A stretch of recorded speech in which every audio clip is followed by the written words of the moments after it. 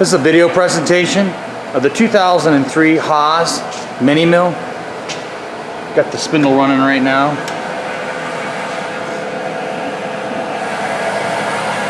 We can crank it up a little bit.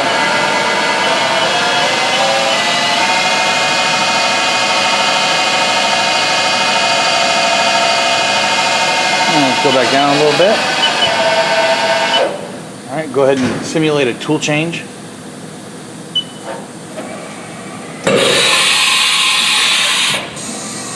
I'll go ahead and pick up a tool here.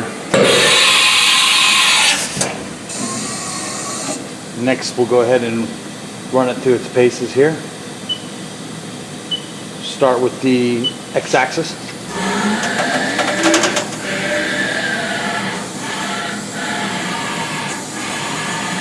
Do the Y.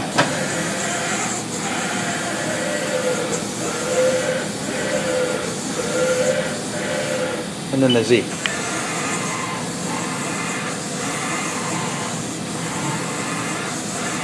Okay. There's a shot of the control here. And go ahead and do the hours in here, the debug hours.